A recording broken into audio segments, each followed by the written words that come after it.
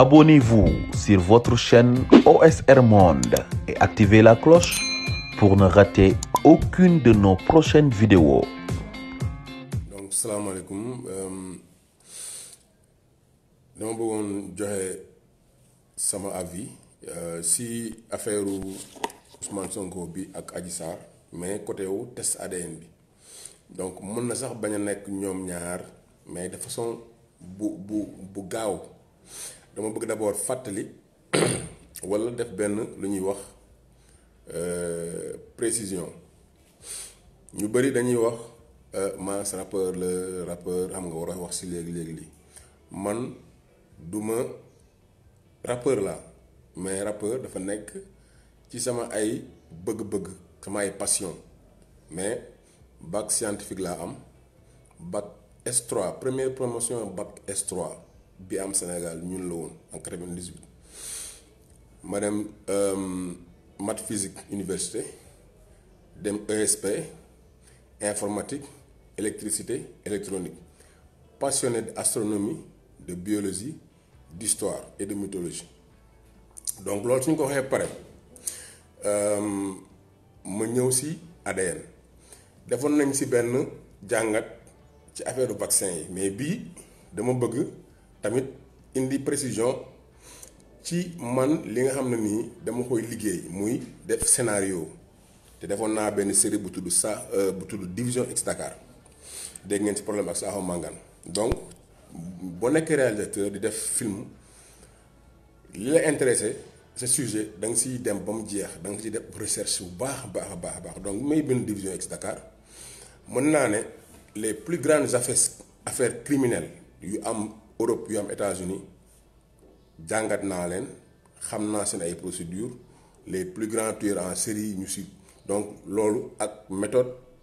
classique moderne ak ancien yi nga xam ne nii police scientifique da koy utiliser pour jàpp ay criminels léegi ñu ñëw ci ADN bi ADN mi ngi tudd acide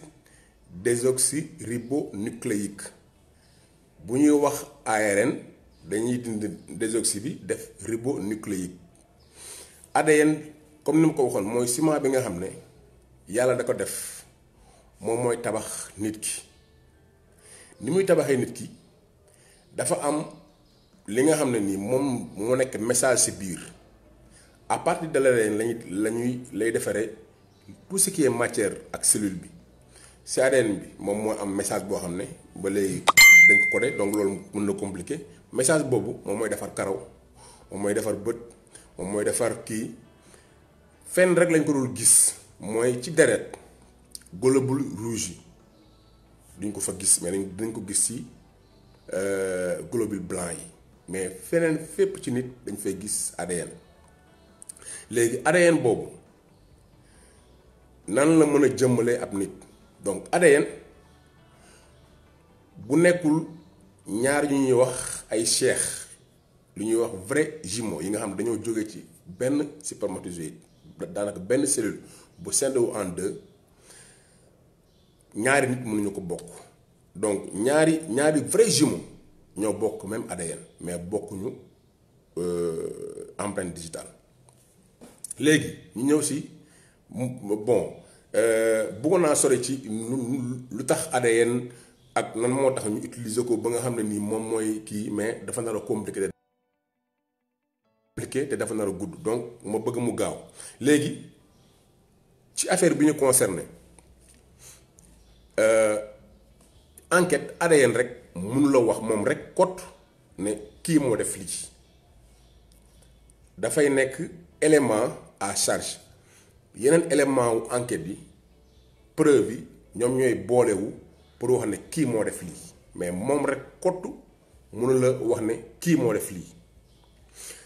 damay joxe benn exemple boo xam ne nit ñi bu ñu demee internet mën nañ ko gis mooy exemple ku siiwoon États-Unis mu tudd O.J. Simpson O.J. Simpson moom dafa célébroon mën naa ne États-Unis ñëpp ko xamoon comme Ousmane Sonko ñi ko Sénégal xamee ñu accusé ko double meurtre benn jigéen ak benn livreur de pizza ñu fekk ci scène de crime bi deretam ci ci otoom deretam, ci angul ku jigéen ki deretam, ci lu bëri ñu fekk fa deretam bi ñu defee procès bi mu nekk ay weeri weer xam nga lan moo tax ñu ne O.J. Simpson rayul dafa amoon benn gant boo xam ne gant bi ñu defee prélèvement ci biir gant bi dañ ci dindi ay traces d'ADN bi ñu ci dindi traces d'ADN yi ñi nga xam ne ñoom ñooy avocat am ñu indi gant boobu jox ko gant bi pour mu sol ko gant bi jotul O.J. Simpson te boo doon xoolee internet O.J. Simpson mu ngeen min sax O.J. Simpson def le gant di ngeen gis image boobu c'est devenu iconique nga gis waa ji ni muy solee gant bi mais gant bi du ko jot léegi ñi ko jiñoon avocat yi ne gant bi niñ ko conservé ak yooyu moo taxoon mu rétracté loolu moo tax mais donc gis nga fait boobu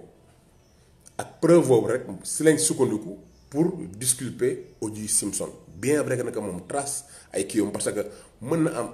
ay méthodes yu bëree bëri yu ñuy jël pour lu ñuy wax contaminer une scène de crime lan moo tax bu amee benn crime automatiquement policiers yi jël benn ay bandes yu jaune def do not cross mooy bu leen fi dugg ba pare tëj ko ba pare aussi ñi nga xam ne ñooy police scientifique bu ñuy ñëw dañuy sol combinaison yu weex ay max ak lépp pour dugg ba pare policier bu ñëw ci scène boobu dafay sol gant xam nga loolu lan moo tax ñu koy def dañuy bañ ñu contaminer scène de crime bi contaminer scène de crime bi mooy bu crime amee ñu def enquête ñëpp sont des suspects même boo fu nekkul même boo nekkee mu ne États-Unis suspect nga tant que xamuñu kan moo ko def donc pour bañ benn enquêteur dugg jël loxoom wala laal kii te moom peut-être moom si ñu ko def la bokk après ñu wax ko ne non man ñëwoon naa ba laal moo tax waroo contaminer scène bi léegi non benn parenthèse ci test parce que fii test ADN bi donc mooy scène bi kenn waru ko contaminer scène bi kenn waru ko souiller léegi dañ ne aji dafa seexa Ousmane ci guddi gi ñu jël ko yóbbu ko hôpital defal ko lu ñuy wax ay prélèvement ci benn gynéco bon d'après li ñu wax ci PV bi Ahmed Aïdara wax ko mooy nee nañ médecin bi nee na seexul dara ak nit ci 16 heures yi nga xam ne nii moo jiitu li mu fay ñëw gynécologue yi am nañ ñoom ay jumtukaay yoo xam ne bu jigéen si xe ak nit dinañ ko xam ci 24 heures wala ci 24 heures bi mooy dilatation kanamam mooy lu muy ubbeekoo muy am ay contusion ak mooy ay tërgan yu ndaw yoo xam ne peut-être doo ko gis fekk jëluloo yenn microscope yi ay liquide séminal ay muqueuse ak yooyu yëpp ñoom am nañ pour gis ko beneen bi mooy tamit mooy liquide séminal bi mooy bi nee sperme am na foo xam ne boo jotee nit nga seq ak moom am na fu muy egg même yow boo koy dugal ak sa loxo mënoo fa egg wala nga am peut-être ay matériels yu sophistiqué yoo xam ne gynécologue yi ñoo ko am pour déposer ko foofu donc gynécologue mën na xam ndax lii dañ ko déposer wala déposer wuñ ko mën na xam tamit ku jigéen kooku ndax dafa seq rek ñëw am lu ñuy wax déchirure bu récente wala bu complète wala boo xam ne sax absence de hymen moom mooy lu ñuy wax ndaw amu ko muy firndeel ne ku jigéen kii seq na lu bëri lu yoon donc loolu yëpp gynécologue mën nañ ko am mais léegi bu ñu ñëwee si ADN bi est-ce que bu ñu gisee trace ADN bu Ousmane automatiquement moom mi ngi fa woon wax na ko est-ce que automatiquement ça prouve que am na viol élément boobu indépendamment mënul prouver que ne que am na viol mënu ko il faut que loolu am mais aussi mu am yeneen témoignages concordants ak yeneen li ñuy wax yeneen preuve matérielle concordant yoo xam ne dina mën a conforter loolu te loolu mooy ñi nga xam ne ñooy témoins yi ñi fa nekkoon te ñoo ñëpp li ñu wax dafay jëm ci seetal ko ñëpp nag kii rek moo ci des nu mu tuddati soxna Adji rek moom moo nekk à charge donc cohérence aussi cohérence su éléments yi ñu dégg ak yu ñu gis yu ñu wax yëpp dafa nekk à charge contre Adji léegi test ADN boobu tey bu positifee comme li ma wax ci début bi bëri na ay moyens yoo xam ne mën nañ peut-être contaminer sel te fii dafa am beneen affaire bu am mooy indépendance su justice bi ak policiers yi nga xam ne ak enquêteurs yi nga xam ne ñoom ñoo ñëw jël en charge lu ñuy wax ay scellés parce que bu ñu ñëwee ba def prélèvement yi même prélèvement yi bu nekkee ne kii la am na nu noo ko war a defee mais bu suñ ko defee ba pare dañ ko war a conserver su lu ñuy wax ay scellés yooyu mooy dañ koy denc foo xam ne nit mënu fa egg mën nañ ko tëj sax ay ati at parce que gis nañ fee ay enquêtes yoo xam ne nii 40 ans plus tard wala 30 ans plus tard la ñuy doog a xam kan moo def loolu ndax tellement que c'était bien conservé parce que ADN mën na gaaw a naxas am na si quantité boo xam ne boo ko jëlee mënoo ko ci am na karaw fu muy nekk mënoo fa am ADN ci góor muy ci góor nga xam ne moo indi Y yaay ji di indi X lu ci bëri sax ku góor ki Y lañu utiliser mais bu nekkee yaay yi dañuy utiliser lu ñuy wax ADN mitochondrial ñi def enquête ñu ju bëri xam nañ ADN boobu mën nañ la jéggi yow dem sa lignée yaay ñu gis fa ADN boobu noonu sa yaay donc bu nekkee ne defuñu ay scellés yu dëgër yoo xam ne day wane ne kenn mënu ko contaminer mais ñun ñu si bëri on n'a pas confiance à notre justice on n'a pas confiance à la police boo xam ne nii dañ lay jox ordre nga def ko États-Unis am na loo xam ne boo ko indiwul tey si nga nekk sa biir kër boo indiwul mandat de dépôt yow ñu gis ne boo indiwul mandat de perquisition boo dugg mais dañ lay porter plainte et policier bu mu mën di nekk mais fii da ngay gis dafa nañ ko si kaw Assane Diouf ay ñoo xam ne ñoo nañ fa guddi dugg si kër jàmbur ñu koy filmer en direct wane wuñ mandat ñu masqué wu ba pare def la ñuy def ba pare après non mandat de perquisition avant que nit dugg si kër donc bu nekkee ne scellés yooyu ñu jël c'est à la disposition de la gendarmerie ou de la police ba police boobu tamit amuñu assurance que ne que scellés yu ñu jël ñoom mën nañ garantir que du am contamination du am pollution du am fabrication de preuve comme maître ma soxna kan ni mu ko waxee woon ci wolof je pense démb parce que gis nañ fi comme Ardo Ñing li mu waxoon colonel Cheikh Sarr ne moom bi mu duggee bi ñu ko joxee PV boo xam ne moom la signé woon joxuñu ko beneen PV lañu ko indil ba pare dañ dugal ci poosam yàmbaane ko bëgg ko koo jiiñ donc nan lañ mën a amee confiance ci authentification et qualité ak sécurité scellés yooyu donc beneen bi mooy même bu amee ADN bi beneen élément buy conforter que dafa am viol xam mooy lan mooy il faut mu am ay lésions parce que je pense dafa bind moom ci plainte bi ne dafa étranglé bi mu koy sàkku étranglement donc fii lay jàpp mooy étranglé tu vois donc étranglement boobu am na physiologiquement lu ñuy wax physiologiquement lu am na jeexital ci sa yaram mooy boo si jógee nga génn sur le coup yow mënoo nekk benn nekk bi parce que di nga manqué air xam nga capacité ak volume d'air bi nga doon jël am na lu wàññeeku boo demee tamit ci gynécologue bu la summee mu def mu xool sa yaram nga ne ko man de laal na sama fii peut-être que fóon na sama fii peut-être que màcc na sama fii wala léegi-léegi lii dinañ mën a xool ay traces de salive dinañ mën a xool ay traces de griffure même bu ko laajee yow dañuy dagg dañuy dagg sa ay weñ ñu conserver ko pour def prélèvement bu ko laajee aussi ki nga xam ne moom mooy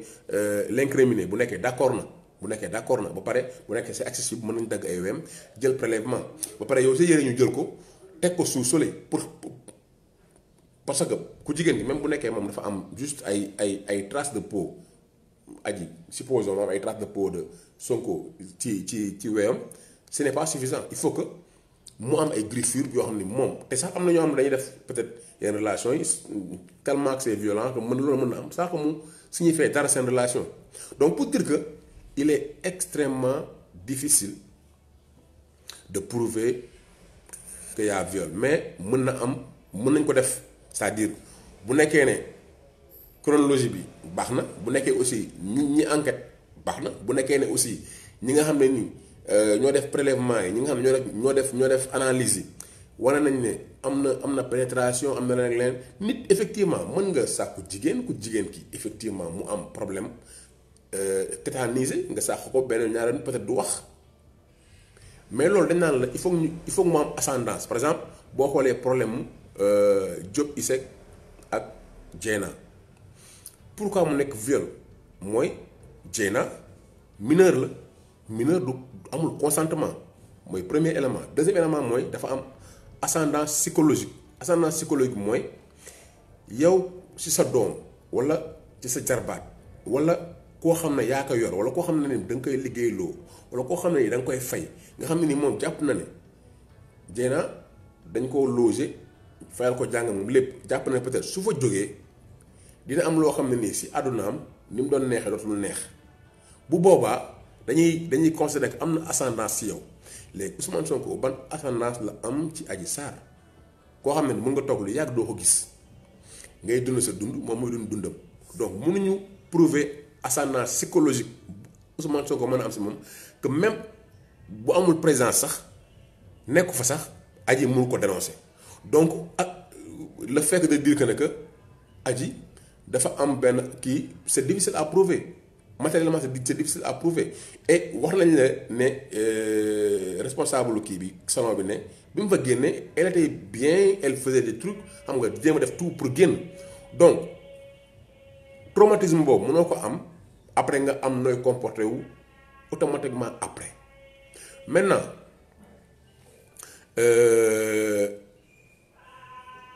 ñu lever immunité parlementaire am comme ñoom Moustapha Niasse dañ ko kiiwee ne dañ ko laaj pour mu dem def ça n'oblige pas Ousmane Sonko mu dem defi test ADN non ça n'oblige pas parce que pour ñu def prélèvement il faut que l'accord il faut que ki nga xam ne moom moo ko bëgg mu ki incriminé mu def ko boo xoolee États-Unis ñu bëri boo leen di seetlu ci film yi am na ñoo xam ne bu suñ bañee ñu def test ADN dañ leen boole kenn ku leen topp nga xam ne même sax ci am na ñoo xam ne ci salive la cigarette wala nga naan dara lekk dara sànni ko ci poubelle day am ku leen topp pour mën a récupérer pour am trace ADN ñoom aussi am na lu ñuy wax base de données boo xam ne États-Unis la mais am na base de données boo xam ne aussi base de données wu Interpol la il est arrivé en France ci benn étudiante boo xam ne nii bi nga jógee woon Grande-Bretagne ñu fa vacances ñu violé ko rey ko ñu def test ak ñi mu bokkaloon ñun ñëpp kenn liquide kii bi comment dirais-je sperme bi gis ñu ci ADN bu concordant des années plus tard keneen moo def beneen crime aux États-Unis Interpol ni ñu mutualiser ñoom seen réseau ñu gis kii boobu après on l'a extradé en France ñu condamné ko donc pour wan la ne effectivement du benn élément rek moo tax ñuy condamné dara ci dara parce que bu mettre à la jour taxawee ne non nañ def test ADN bi indi bu ñu ko defee moom dina kii non test ADN bi ñu ko defee ça ne prouve pas le viol ça li muy prouver mooy moom mi ngi fa woon te moom wax na ne mi ngi fa woon kii Adji Sarr mentionné na ko ça veut dire que si loxoom war na mën a am kii Ousmane Sonko même bu nekkee ne Ousmane Sonko sax am na sperme bu gën a si moom ba Adji récupéré ko par quelque soo alpha même bu ko dugalee si kanamam wala mu yore ko si mouchoir wala fu mu ko mën di yore ba yóbbu ko ñoom ñu am ko à leur possession élément boobu rek seul ne peut pas constituer un élément lu ñuy wax matériel bu irréfutable lu ñuy wax irréfutable li moom bañ bëgg irréfutable bañ bëgg que moom moo ko sàkku ci violence parce que viol relation sexuelle contrainte la bu nekkee ne xale bi nekkul mineur comme ni ma ko waxee sànq si Dieyna xale bi du mineur 20 ans la am maintenant il faut aussi ñu dissocier entre féministes yi ak loolu man de lépp luy féminisme je respecte la femme mais par contre bu amee forte soupçon parce que am na mobile le mobile est apparent moom moo nekk daanaka opposant le plus en vue donc il y a un mobile pour l'éliminer mobile boobu ñu gis ne xale bu jigéen bi am na koo xam ne ni jokkoo na moom ci loolu te kooku def nañ le lien entre des responsables de APR gis nañ ko mu sol kiiwu APR ba pare nekk jarbaatu wala doomu kenn ci Maodo Malick Mbaye mais de visu même boo nekkul enquêteur mën nga am forte mais prétention ko ne que lii y a quelque chose derrière léegi il est donc si ADN bi moom je pense que pare na xam nga donc ci waaw comme ki seex watal li mu wax pour spermatozoïde bi gis nga fii ñi bu ñu def test ADN fii nii au Sénégal boo demee ci laboratoire yi dañ lay wax ay jours yoo xam ne nga war a ñëw xam nga moo tax ñu lay wax ay jours yi nga war a ñëw parce que am na jours yoo xam ne boo fa ñëwee ñoom bu ñu defee seen prélèvement amuñu nu ñu ko mën a garder pour que mu nekk dans la durée suñ ko defee il faut que mu am GP boo xam ne war na mën dem ci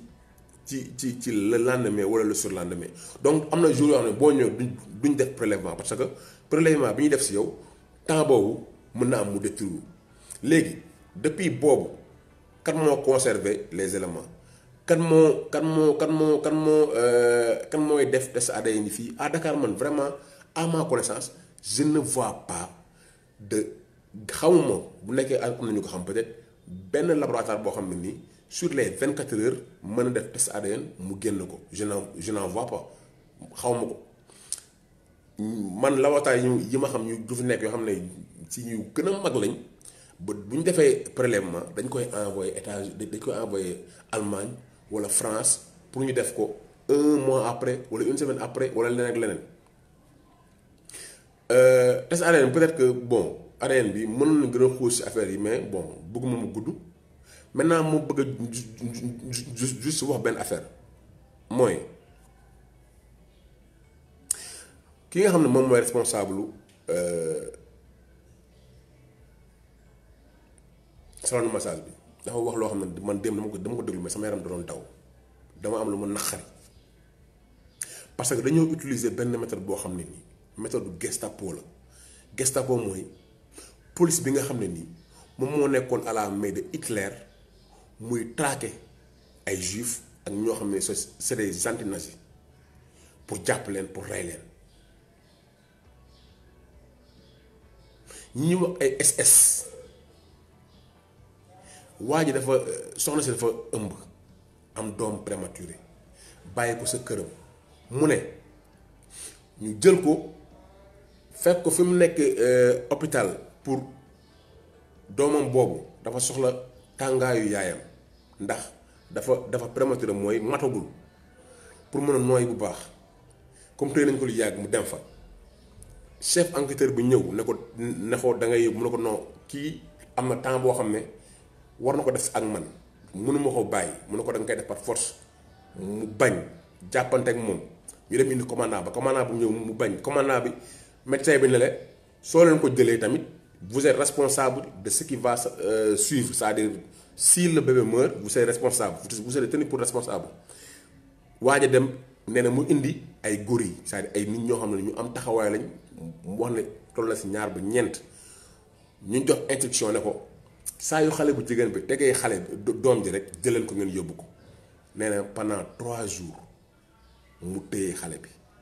buy dem douche sax xam nañ infection baaxul ci prématuré dafay yóbbu doom ji bu tëddee day bañ doom ji sori ko ñu xëcc ko ñi mu bokkaloon nekk ñoom ñoo koy prévenir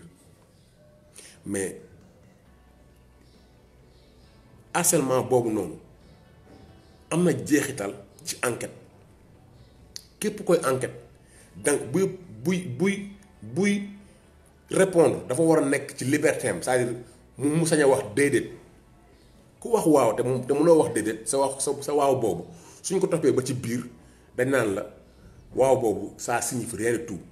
képp koo xam ne nii dafa prouver que naka bi muy def ay confession wala bi muy admettre un crime c'était sous la contrainte wala torture loolu noonu ça ne signifie rien torture physique boobu morale boobu ak je pense torture boo xam ne par rapport ak doomam bi nga xam ne li ñu ko teg su ko nangoo peut-être mën na si génn àdduna mais mënoon na def ku jigéen ki mu nangu loolu daal di faagaagal peut-être taxal Ousmane Sonko loo xam ne ni moom xam na ne ak diggante yàlla amul donc ndaw soos dama gis ne ñu bëri peut-être dégguñu ko mais waxuñu waxam elle doit être soutenue et on doit demander à ce que enquêteur boobu ak commandant boobu noonu que loolu ñu def mais qui rendent compte c'est-à-dire policiers yi ak gendarmerie yi ak procureur ak juge yi comme aux États-Unis la war a mën c'est-à-dire boo defee lii nii ci nguuru kenn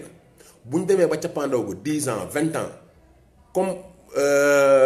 When They See Us mooy film bu am Netflix ba ko seetee mooy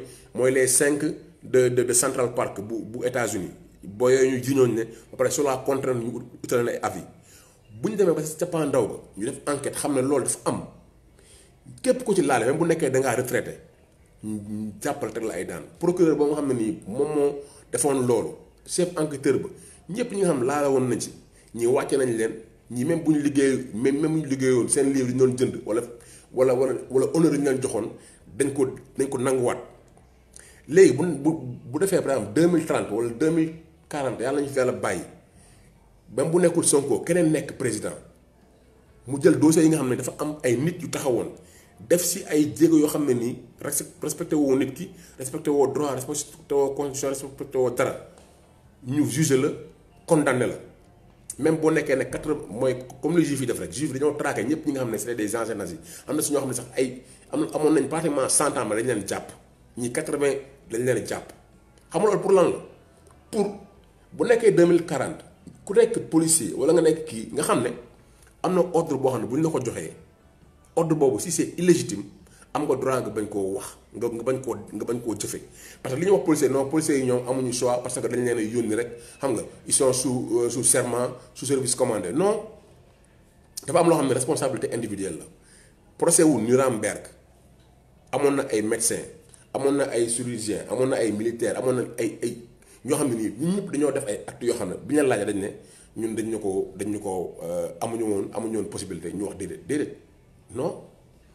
mënuñu la wax reyal nit nga rey nit même bu yow bu ñu lay rey nangu ñu rey la parce que xam ne loolu bu mënuñu la wax ne la sànkal nit